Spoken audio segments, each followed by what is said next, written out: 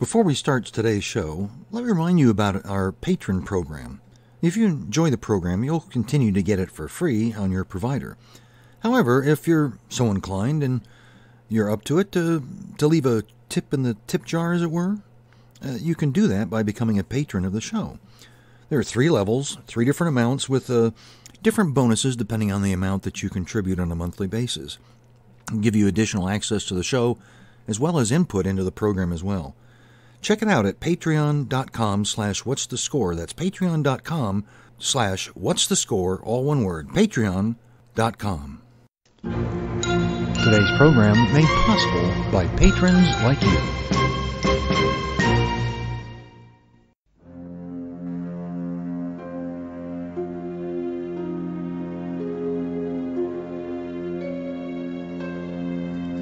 Welcome to where we celebrate music from the movies. From the golden age to present day, we've got it covered. We talk to those from the industry and learn about them and their favorite scores. Welcome to What's the Score? I'm your host, Frank R. Wilson.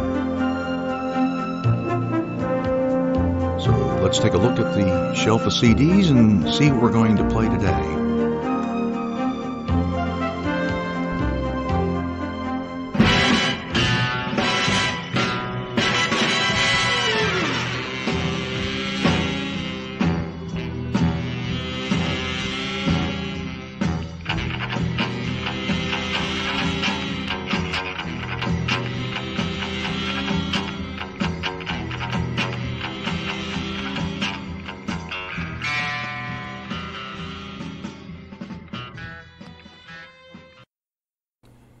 Recognize that music? I'm sure you do, but not perhaps the recording. Welcome to a special edition of What's the Score? Now, as most of my listeners know, I'm a big James Bond fan, as well as a fan of the music from the series. Now, today's show is going to focus on music from the Bond series, but before you shut me off, hang on a minute. This is going to be done with a twist. Let me take you back to the 60s and the 70s, and I'm old enough to remember them. When James Bond was huge. You put that name or his 007 number on any kind of a product and it'll sell. And it was no different for the music from the films. There were many a singer or bands that would want to put their own stamp on the music that was coming from the series. And this, of course, was in addition to things like clothing and toys, just all sorts of things that had James Bond on it. It was just everywhere. Now, concerning the music, some of it was good, but many of them were kind of bad.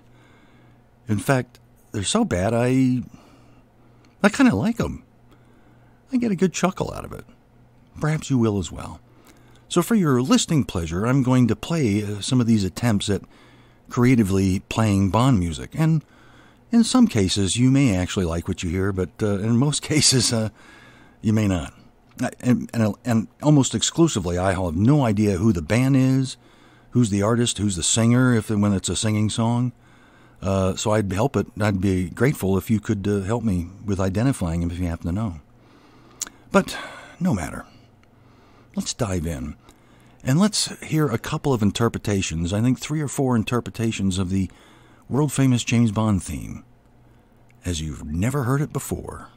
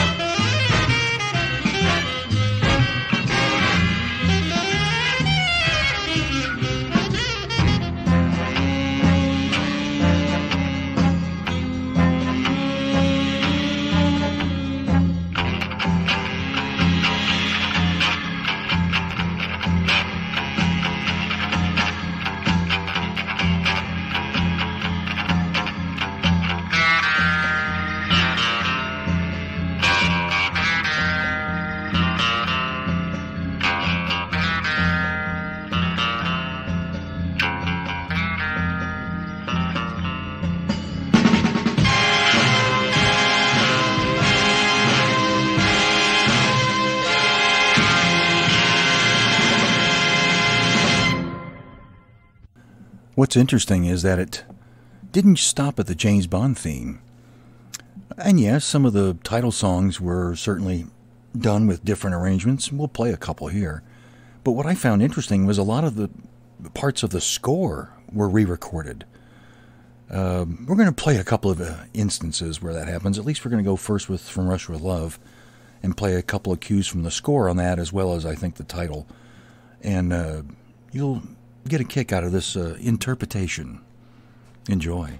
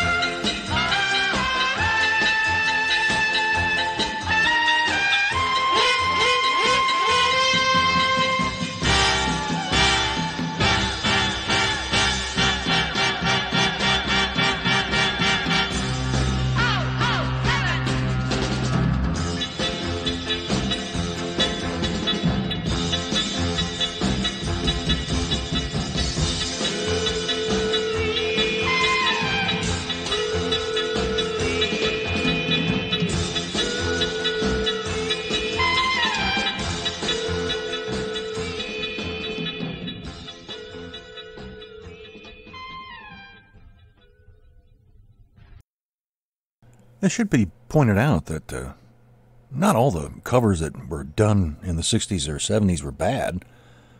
A couple of artists that come to mind are Roland Shaw and his orchestra, and I think the other one was Frank Porcel. Forgive me if I'm mispronouncing it. But they put out some good records that had good representations of Bond music. But unfortunately, we're not playing those today. We're going to have some more fun with some other rather unusual interpretations of Bond music. This one is another version that you've never heard before, I'm guessing, from the title song of Goldfinger.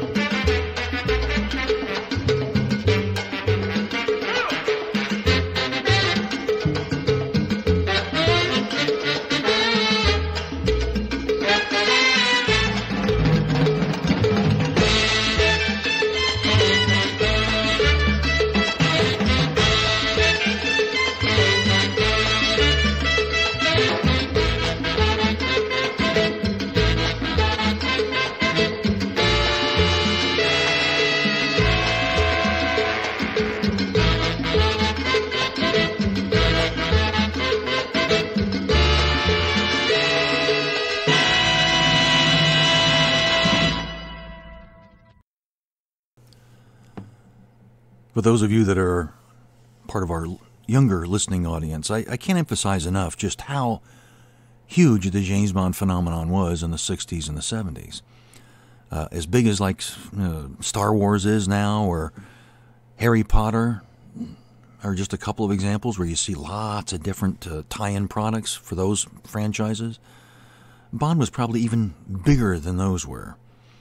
There was 007 cologne, there was 007 vodka, there was 007 clothing, there was the 007 attaché case, which I had, the 007 watch, which I had, the 007 race kit, which I had. Sad thing was that because we moved every couple of years, my dad was in the Navy, they always insisted every time we had to move that we had to do some spring cleaning and throw out stuff that we weren't using anymore. So all that 007 stuff I had collected in my early childhood all disappeared. None of it survived. The only thing that has survived, I guess you could say, are a lot of these tunes. A lot of these records that I've collected over the years that featured James Bond music. And some of these I have that are the kind of unusual quality, but as I mentioned earlier, some of the really good remakes by Roland Shaw and others actually were very satisfying at a time when you were just hungry for anything with James Bond on it. Well, let's continue. You'll note that we left off with the title song from Goldfinger, so it's only natural that we move forward to the next film, which was Thunderball. And I would guess probably at this point, as Thunderball was coming out, was probably the height of the James Bond mania worldwide. So it stands to follow that there would be plenty of things that would come out musically that would be a part of that film. This interesting cue I'm going to play is actually an interpretation of a cue from the score called Search for Vulcan. And some of you will recognize it that remember the movie. So it's kind of unusual to hear something like that, but we'll play that. And then another interesting thing that happened at this time, too, was concerning the title song for Thunderball that ended up not being used. Now, many of you probably know the story. I'll just very briefly talk about it. There was a song that John Barry had written called Mr. Kiss Kiss Bang Bang. In fact, the melody for that song is heard throughout the film and the score. And at the last minute, they changed their mind, the producers and United Artists did, and decided they needed to have the word Thunderball in the song, which didn't appear in Mr. Kiss Kiss Bang Bang, so they made the changes at the last minute. But Mr. Kiss Kiss Bang Bang actually enjoyed a moderate success with other artists singing it. Originally, it was Dionne Warwick and even Shirley Bassey sang it originally thought for the film, but there were other artists that decided to record it on their own albums. The one we have an example of, I can't promise, but I'm pretty sure it's a Mr. Kiss Kiss Bang Bang single sung by Anne Margaret. Now, if anybody out there can confirm this, I'd appreciate it. But I'm pretty sure that's who it is. But this was just one of many that were recorded. So let's have a listen. This is an interpretation of Search for Vulcan. And then finally, the title song that wasn't used for Thunderball, Mr. Kiss Kiss Bang Bang, sung by, I believe, Anne Margaret.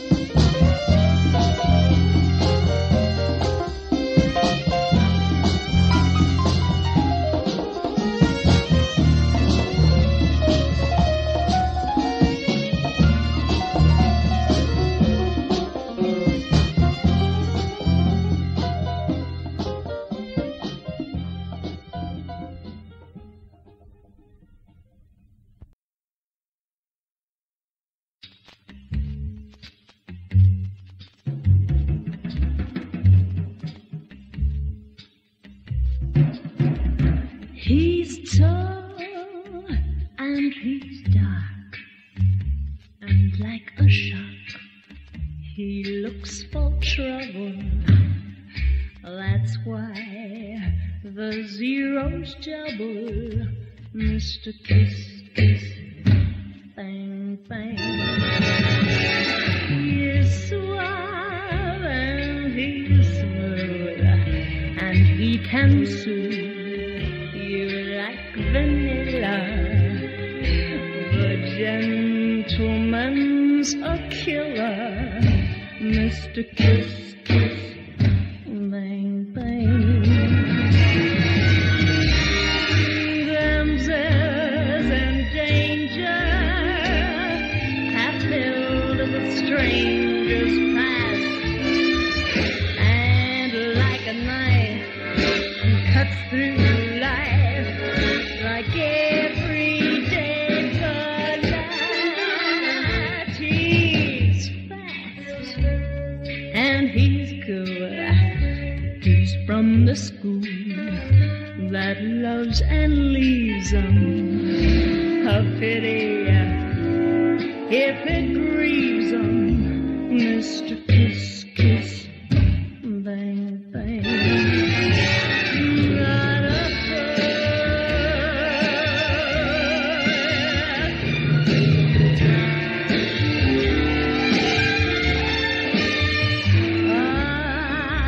a damsels and danger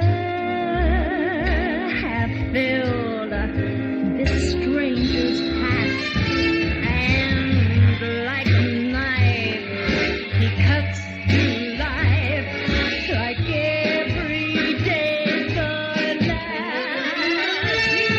He is fast, and he's cool.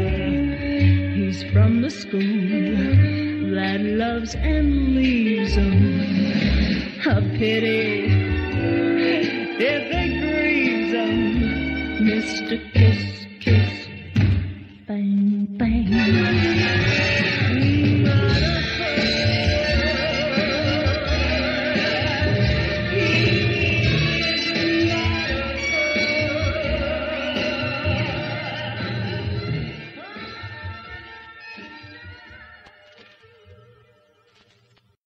We'll get back to the program in a minute, but I'm curious if you're looking for a new coffee mug or t-shirt or practically anything else to help express your love of film music. Well, look no further. At redbubble.com, we have all kinds of products with our logo, the What's the Score logo, which is a film strip that features pictures of John Barry and John Williams, among other composers. It's really cool, and it does help express your love of film music. You can check it out on our Facebook page, or you can visit redbubble.com and then search for FRW007, at which point you'll see my store come up, and then you can shop all the various products.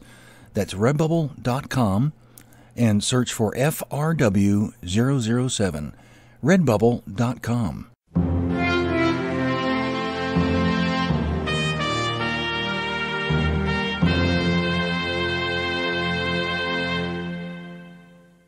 This next cue we're going to play is interesting.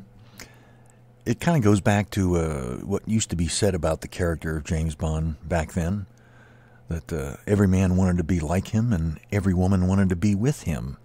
I think that was really part of his appeal. This original song here that was recorded by someone I have no idea kind of addresses that. A boy whose girlfriend has become enamored with 007, and he's worried about losing his girl to James Bond. It's kind of cute. It's worth listening to, and I'm, again, guessing this is from sometime in the 1960s. And again, if someone knows who this is and where it comes from, I'd be grateful. Sit back and have a listen and enjoy a little bit of nostalgia here with this song. I have no idea what the title is either, but just enjoy it. My baby went and fell in love with 007. He's the only one she's thinking of. 007. Every night, where does she go? Downtown to the picture show. She waits in line for an hour or so she can sit in the very first row.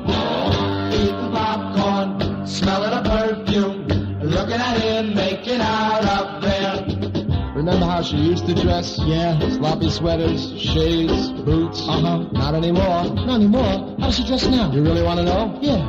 Wait till the end of this bar and I'll tell you. Okay. My baby dresses up each night for 007. Wearing dresses that are much too tight for 007. Every night, what does she do? She makes up for an hour or two. She combs her hair, then she teases it, just so she can go and sit in the first row of the movie, eating popcorn, smelling a perfume, looking at him making out of bed.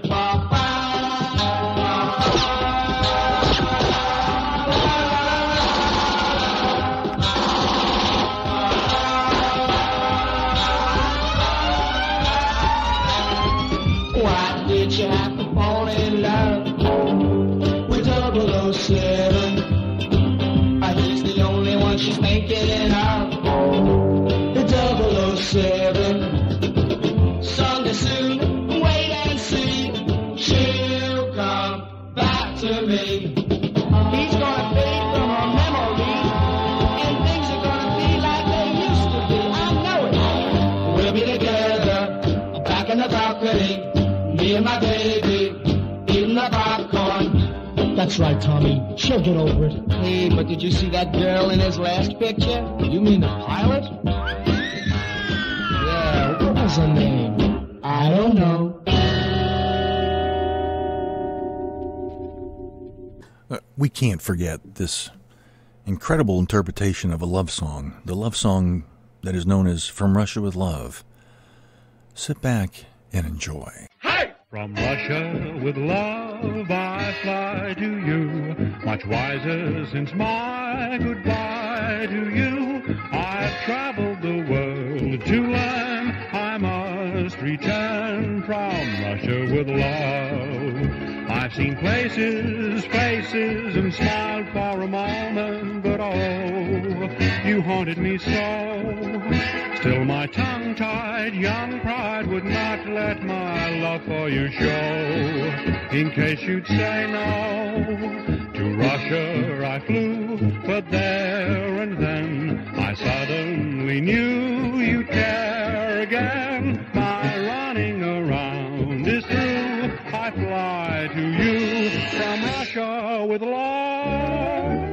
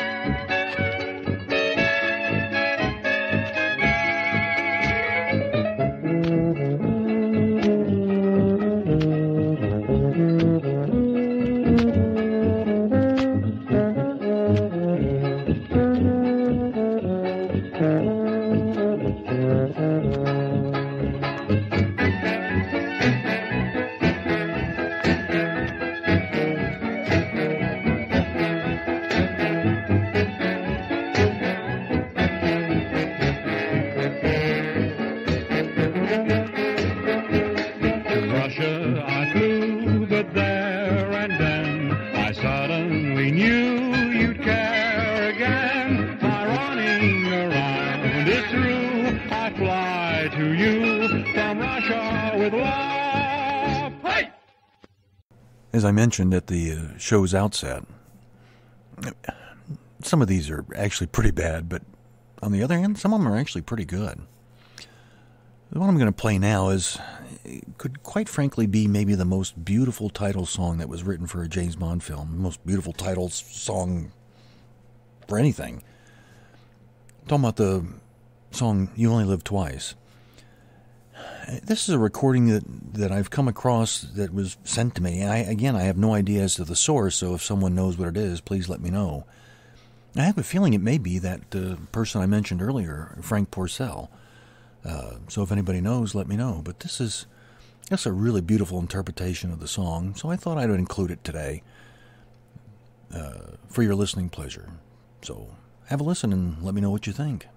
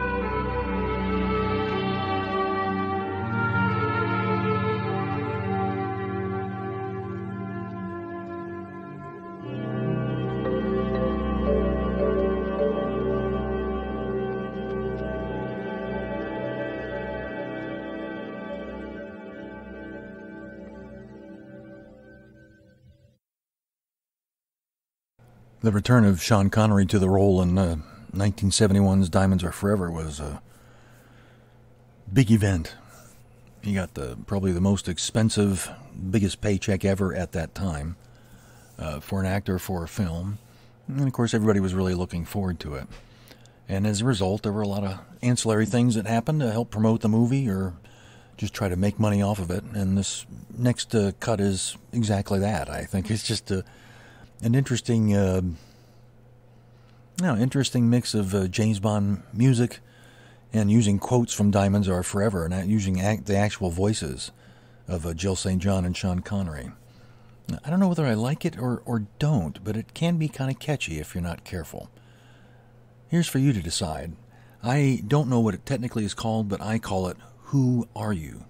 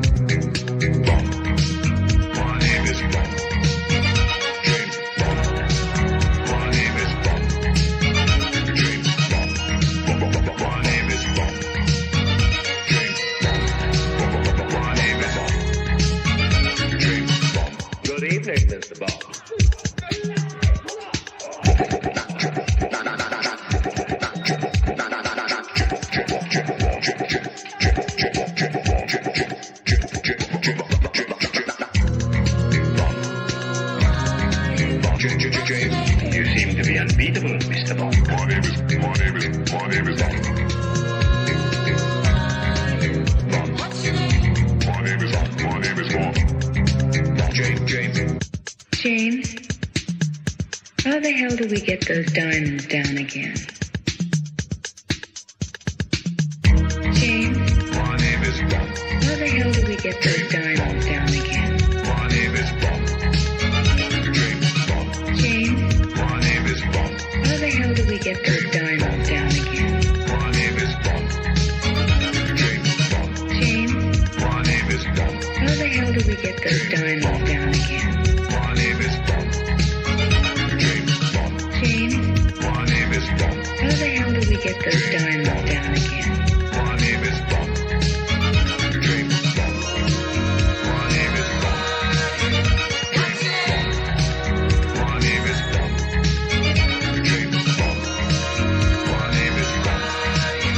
James Bob. My name is Bob. James Bob. My name is Bob. James Bob. My name is Bob. James Bob. My name is Bob. James Bob. My name is Bob. James. Who are you? What's your name? No film escaped the artists that were out there eager to do covers and cash in on the James Bond phenomenon. And the movie On Her Majesty's Secret Service was no exception. Had a great title song, no lyrics to it, no one sang, but the music was just spectacular. This version is okay, but, well, I'll leave that up for you to decide. This is a version of On Her Majesty's Secret Service.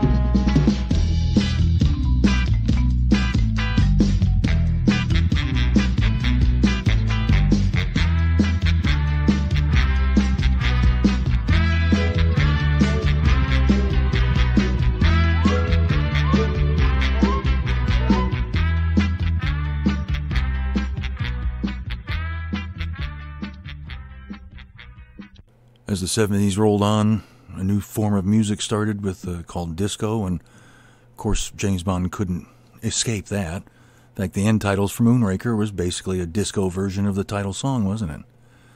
Well, this is also using some lines from Moonraker, the film, in a disco kind of an arrangement. Well, I tell you what, you listen and you decide.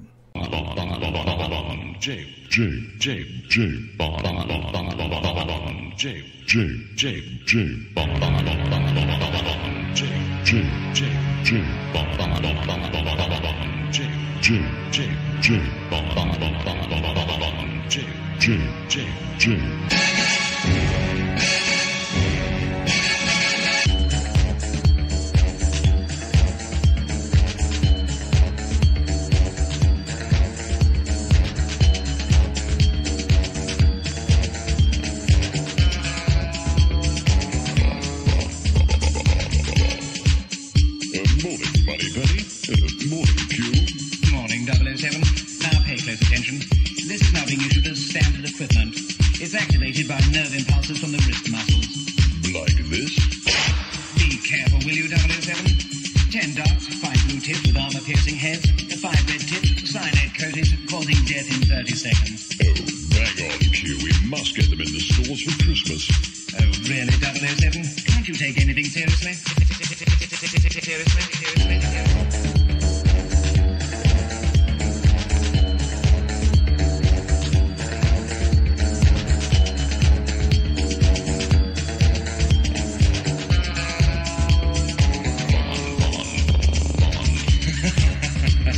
Good afternoon, Mr. Bond.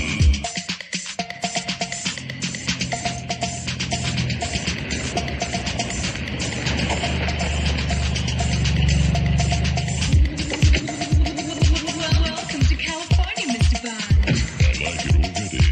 Do call me James. Can I interest you in something?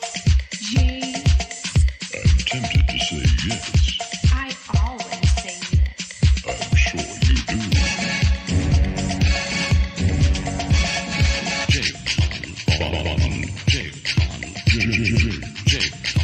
Bond. James Bond. James Bond. James Bond. James Bond.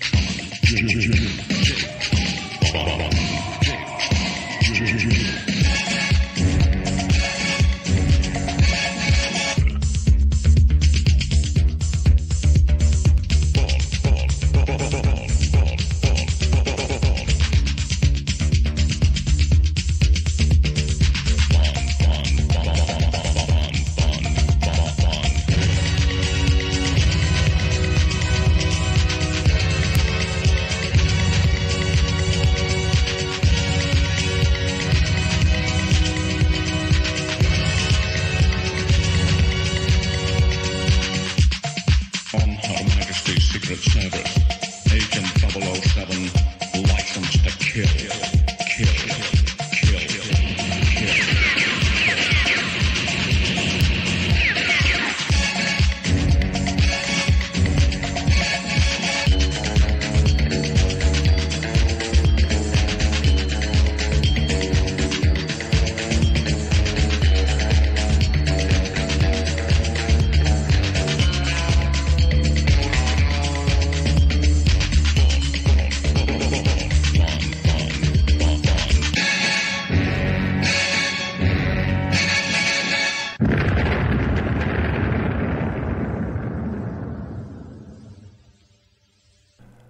Over the years, there's certainly been a lot of songs that have been inspired by this franchise. Original compositions that talk about James Bond in a variety of different ways. I came across one that I actually kind of rather liked. I have no idea who the artist is. I don't have any idea when it was recorded, although I'm guessing probably 70s or 80s, something like that. But and it's a little bizarre. It's a little out there, but I kind of like it. I'd be curious what you think. And again, if you know the artist, I'd love to know. Let's just say it's called We've Been Expecting You, Mr. Bond. It's an original composition, and I think you'll enjoy it. Let's give it a listen.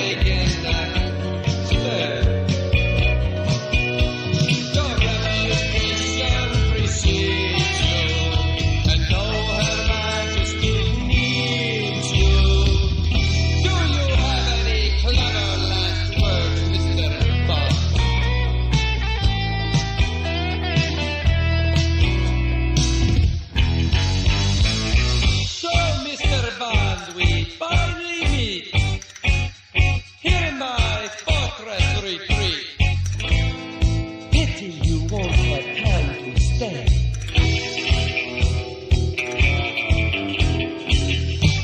I admire your perseverance, but this is your last interference.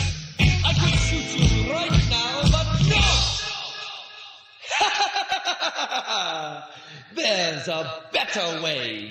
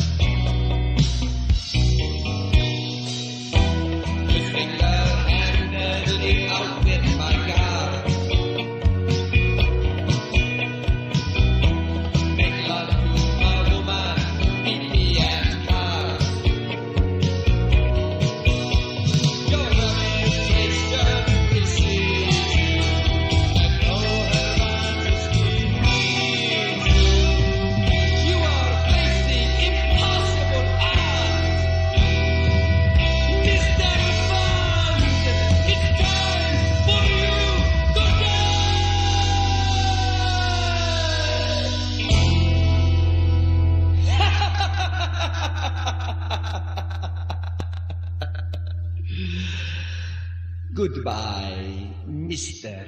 Bond.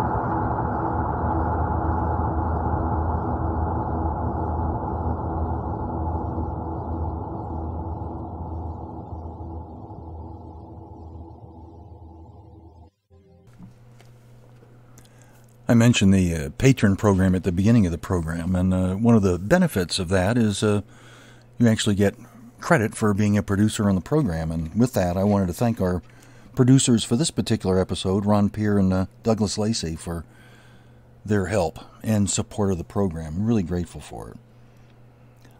Also, though, I need to give a great deal of thanks to my dear friend, Gary Ferruta.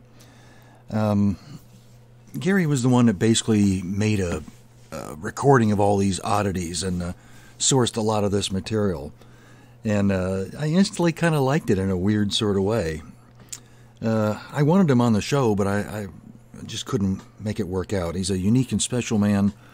He's a huge James Bond fan and had one of the world's largest collections for a number of years. Hopefully I'll get him on one day, but he's a very, very special and dear friend. I hope you enjoyed the unusual look at film music. Let me know how you thought of it. Put some comments either on the Facebook page or on the Podbean page. I'd like to know if you found this kind of interesting and enjoyable. Also, if you know any of the performers, please let me know. I'd really like to find out who some of these people are that put together these songs. And also, finally, again, if you would consider being a patron by visiting patreon.com/whatsthescore.